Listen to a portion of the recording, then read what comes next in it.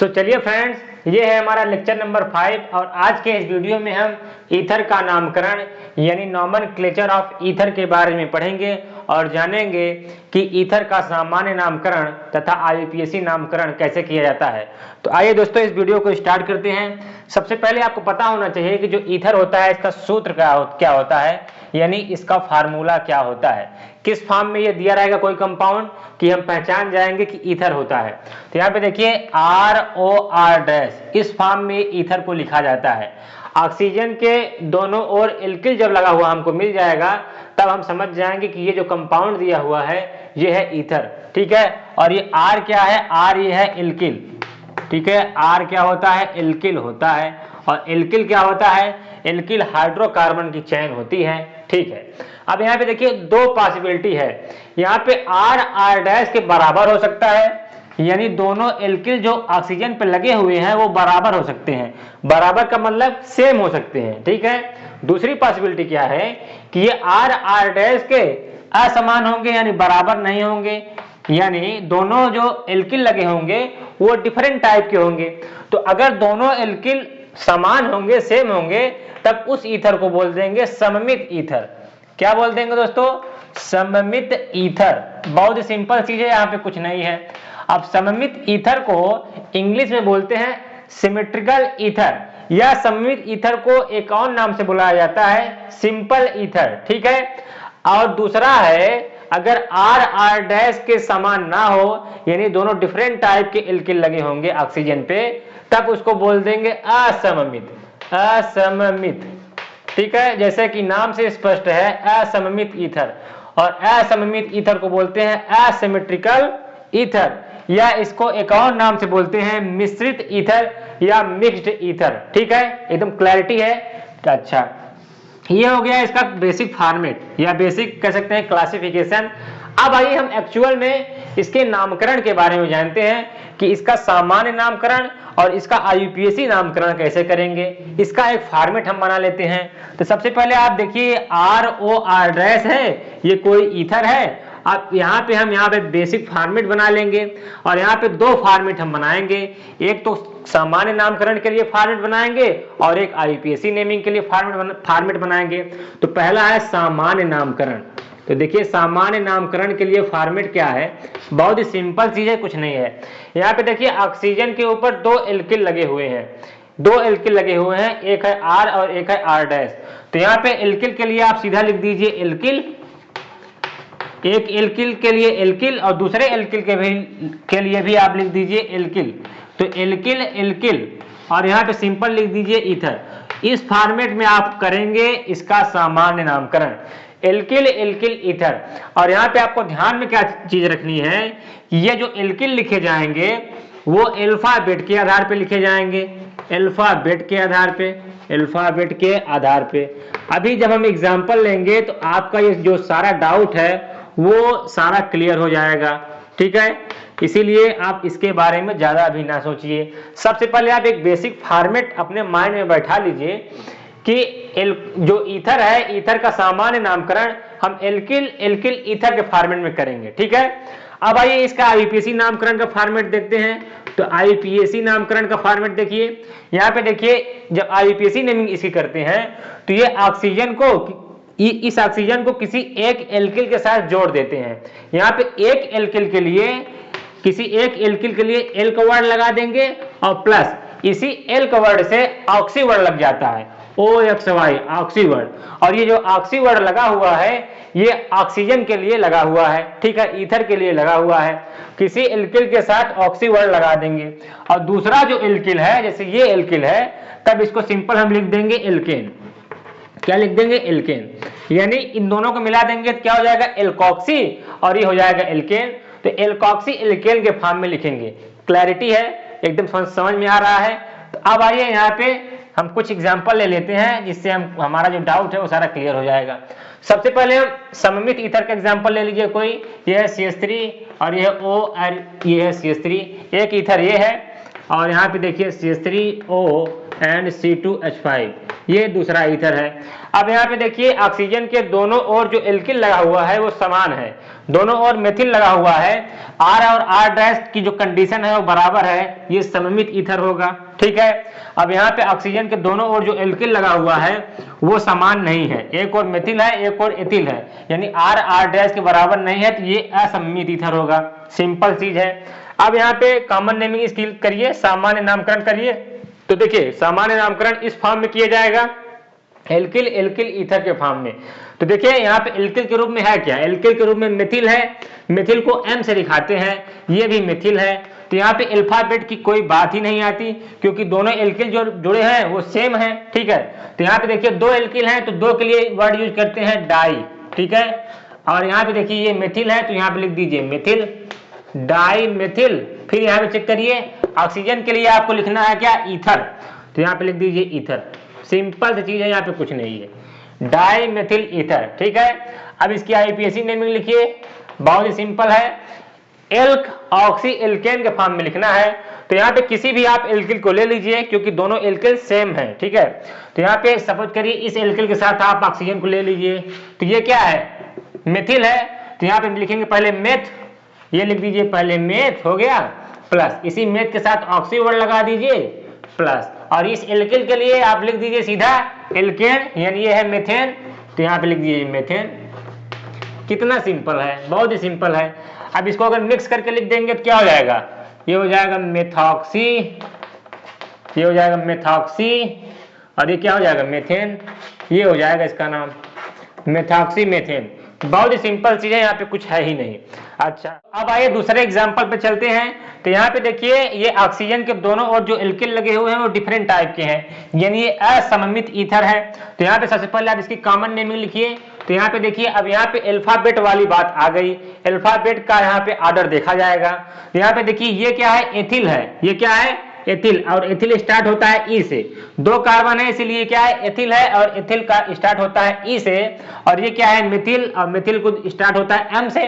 तो अल्फाबेट में ई पहले आता है तो एथिल को पहले लिखेंगे, यहाँ लिखा है ना कि अल्फाबेट के आधार पे, तो ई को यानी एथिल को पहले लिखेंगे फिर मेथिल को लिख देंगे। तो यहाँ पे आप लिख दीजिए क्या, एल्किल के फॉर्म में है आपका एथिल, तो यहाँ पे लिख दीजिए एथिल, फिर उसके बाद क्या लिख देंगे मेथिल, यहाँ पे आप लिख दीजिए मेथिल, एथिल मेथिल, और फिर चेक करिए ये ऑक्सीजन के लिए आप ईथर वर्ड लगा दीजिए ईथर, तो ये हो जाएगा एथिल मेथिल ईथर। कितना सिंपल है। अब इसकी आईपीएसी नेमिंग करिए। तो आईपीएसी नेमिंग करेंगे तो कैसे हो जाएगा, चेक करिए, यहाँ पे एल्क ऑक्सी एल्केन के फॉर्म में लिखना है। एक चीज यहाँ पे और इंटरेस्टिंग है वो आप हमेशा ध्यान रखिएगा कि यहाँ पे किस एल्केन के साथ या किस एल्किल के साथ ऑक्सी वर्ड लगाना है, यहाँ पे ये बहुत इंपॉर्टेंट है। यहाँ पे देखिए इस तरफ जो है वो दो कार्बन का एल्किल है और इस तरफ एक कार्बन का एल्किल है, तो आपको ऑक्सी वर्ड उस एल्किल के साथ लगाना है जिस एल्किल में कार्बन कम होंगे। तो यहाँ पे देखिए इस CH3 के साथ आपको ऑक्सी वर्ड लगाना है, इस CH3 के साथ ऑक्सी वर्ड लगाना है, क्योंकि इस एल्किल में एक ही कार्बन है और इस एल्किल में दो कार्बन है, तो इस पे हम ऑक्सी वर्ड का यूज नहीं करेंगे। तो ये क्या हो जाएगा, ये है मेथ और इसके साथ ऑक्सी वर्ड लग जाएगा, तो ये है मेथ, मेथ के साथ आप लगा दीजिए ऑक्सी प्लस ये क्या है एथेन, तो यहां पे लिख दीजिए एथेन। कितना सिंपल है। इसको जब मिला देंगे क्या हो जाएगा मेथॉक्सी एथेन, ये हो जाएगा मेथॉक्सी और ये हो जाएगा एथेन। ये देखिए कितना सिंपल सा चीज है, यहाँ पे कुछ नहीं है। लेकिन आप इस फॉर्मेट को ध्यान में रखिएगा, सामान्य नामकरण का फॉर्मेट और आईयूपीएसी नामकरण का फॉर्मेट, ये दोनों फॉर्मेट आपके माइंड में रहेंगे तो कभी भी ईथर का जो नामकरण है उसका सामान्य नामकरण तथा आईयूपीएसी नामकरण आपसे कभी भी गलत नहीं होगा, ठीक है। अब आइए ये तो दो एग्जाम्पल हो गए, अब आइए हम कुछ और एग्जाम्पल ले लेते हैं जिससे हमारा जो और कुछ थोड़ा बहुत डाउट जो बचा हुआ है, जो पेंडिंग में डाउट बचा हुआ है वो भी सारा कंप्लीट हो जाएगा। तो आइए देखते हैं। सो चलिए फ्रेंड्स यहाँ पे हम इसका कुछ और एग्जांपल ले लेते हैं। जैसे सपोज करिए आपको दिया है C2H5 एंड O और इसी से लगा हुआ है C2H5, तो इसकी कॉमन नेमिंग करिए। तो कॉमन नेमिंग कैसे करेंगे, यहाँ पे देखिए इस ऑक्सीजन के दोनों ओर जो एल्किल लगा हुआ है उसको बोलते हैं एथिल, और एथिल अल्फाबेट ई से स्टार्ट होगा, ठीक है। दोनों ओर एल्किल समान है, ये सममित ईथर है, तो यहाँ पे क्या लिख देंगे डाई डाई वर्ड क्यों लगाएंगे, क्योंकि दो एथिल ग्रुप हैं, तो डाई एथिल, ये हो गया डाई एथिल, फिर ओ के लिए लिख देंगे ईथर, डाई एथिल ईथर। कितना सिंपल है, कुछ नहीं है। अब इसकी आईपीएसी नेमिंग करिए, तो यहाँ पे देखिए आईपीएसी नेमिंग करेंगे तो क्या हो जाएगा, ये क्या हो जाएगा, किसी एक एल्किल के साथ आप ऑक्सी वर्ड जोड़ दीजिए, क्योंकि दोनों एल्किल जो है यहाँ पे वो दोनों सेम एल्किल हैं, ठीक है। तो ये क्या है, एथ, तो यहाँ पे लिख दीजिए एथ प्लस ऑक्सी वर्ड लगा दीजिए प्लस ये क्या है, एथेन, ये हो जाएगा एथेन। सिंपल, कुछ नहीं है, यानी एथॉक्सी एथेन इसका नाम हो जाएगा। क्या हो जाएगा, ये हो जाएगा एथॉक्सी एथेन, ठीक है। ऐसे आप लिख सकते हैं एथॉक्सी एथेन। कितना सिंपल है, यहाँ पे कुछ है ही नहीं। अब आइए यहाँ पे कुछ हार्ड एग्जांपल ले लेते हैं। जैसे सपोज करिए आपको दिया है कुछ CH3 and then CH and then CH2 और इसी से लगा दिया है O और यहाँ पे दिया हुआ है CH3, कुछ ऐसा हमको दिया है। अब बोल रहा है कि भाई साहब इसकी कॉमन नेमिंग और आईयूपीएसी नेमिंग करिए, तो जरा चेक करिए। आपको याद आ रहा होगा दोस्तों कि ये CH3 है, यहाँ पे देखिए ये CH3 CH एंड CH3, ये आपको याद आ रहा होगा कि ये कोई ग्रुप है। इस ग्रुप को क्या बोलते हैं, इस ग्रुप को बोलते हैं आइसो ग्रुप। क्या बोलते हैं दोस्तों, आइसो ग्रुप। आइसो ग्रुप, अगर आपको आइसो ग्रुप पहचानने में कोई प्रॉब्लम हो रही हो तो आप सिंपल सा एक फंडा अपनाइए जो मैं बताने जा रहा हूं। कोई भी ग्रुप दिया हुआ है, अगर आप उसको आइडेंटिफाई नहीं कर पा रहे हैं कि वो आइसो ग्रुप है, तो यहाँ पे सबसे पहले आप उस कार्बन की चेन को नंबरिंग कर लीजिए। ये है कार्बन नंबर 1, ये है 2 और ये है 3। तो आइसो ग्रुप को पहचानने का सबसे अच्छा तरीका है कि इस कार्बन नंबर 2 को आप पकड़ लीजिए। अब कार्बन नंबर 2 को आप पकड़ लिए तो कार्बन नंबर 2 पे देखिए यहाँ पे दो मेथिल ग्रुप लगे होंगे। देखिए कार्बन नंबर 2 पे एक मिथिल ये लगा हुआ है और एक मिथिल ग्रुप ये लगा हुआ है।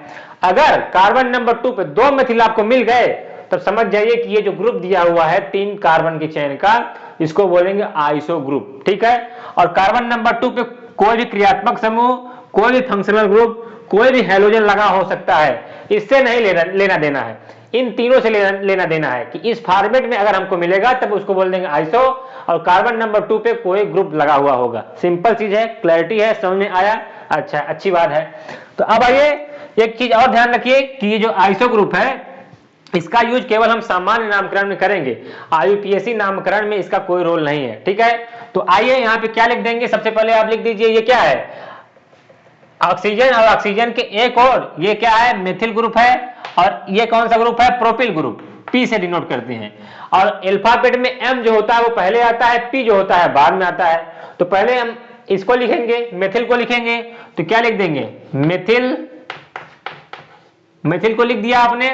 फिर अब आइए इस प्रोपिल को लिख दे हैं, और चूंकि ये जो ग्रुप है वो आइसो ग्रुप है तो यहाँ पे लिख देंगे क्या, आइसोप्रोपिल, मेथिल आइसोप्रोपिल, ये हो जाएगा मेथिल आइसोप्रोपिल। फिर यहाँ पे देखिए ये O के लिए क्या लिख देंगे, ईथर। कितना सिंपल है, बस एक एक स्टेप को आप फॉलो करते जाइए, मेथिल आइसोप्रोपिल ईथर, ठीक है। अच्छा अब इसकी आईयूपीएसी नेमिंग करते हैं, बहुत ही सिंपल है, देखिए चेक करिए जरा। आप नंबरिंग कर चुके हैं 1 2 3, 3 कार्बन की नंबरिंग हो चुकी है। अब आपको ध्यान में ये रखना है कि आईयूपीएसी नेमिंग करेंगे तो जो ऑक्सी वर्ड लगेगा वो किसके साथ लगेगा।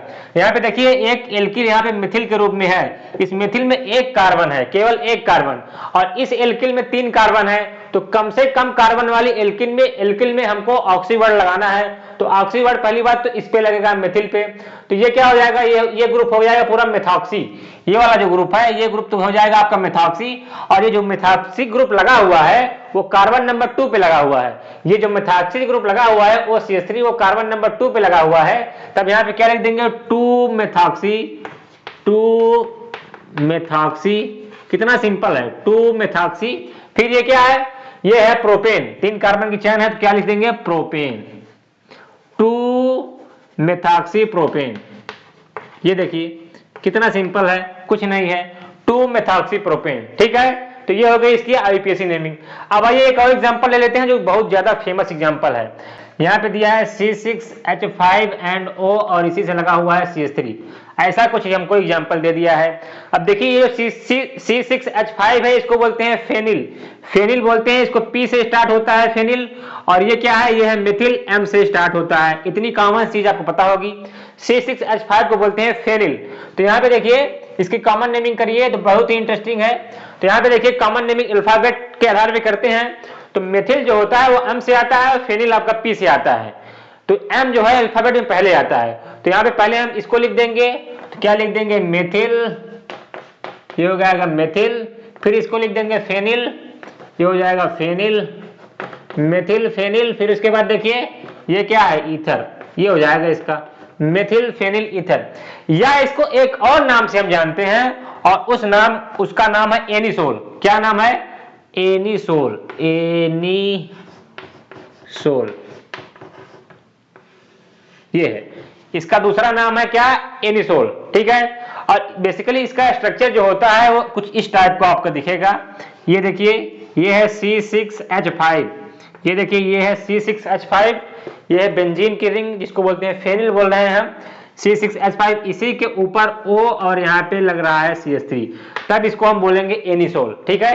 काफी ज्यादा फेमस ये नेमिंग है इसकी, कॉमन नेमिंग, इसको आप हमेशा ध्यान रखिएगा एनिसोल को। अब आइए इसकी आईपीएसी नेमिंग करते हैं। तो आईपीएसी नेमिंग कैसे करेंगे?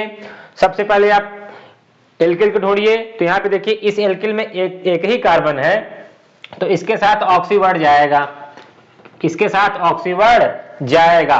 तो ये क्या हो जाएगा? मेथॉक्सी। और ये C6H5 क्या होता है? बेंजीन बोलते हैं इसको।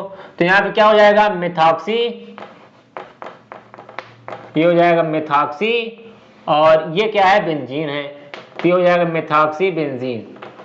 बहुत ही सिंपल है, कुछ नहीं है, ठीक है। इसको आप हमेशा ध्यान रखिए एनिसोल को, क्योंकि ये काफी ज्यादा पूछा जाने वाला नामकरण है, ठीक है। तो फ्रेंड्स ये था हमारा आज का लेक्चर, और आज के इस लेक्चर में हम ईथर का नामकरण यानी नॉमेनक्लेचर ऑफ ईथर के बारे में डिटेल में सीख चुके हैं। तो फ्रेंड्स अगर आपको हमारा वीडियो अच्छा लगा हो तो प्लीज़ हमारे वीडियो को लाइक करें, शेयर करें और कमेंट करें कि हमारा वीडियो कैसा लगा है, जिससे हमको और भी मोटिवेशन मिले, जिससे हम और भी अच्छे से वीडियो बनाने का प्रयास करें। जय हिंद, जय भारत।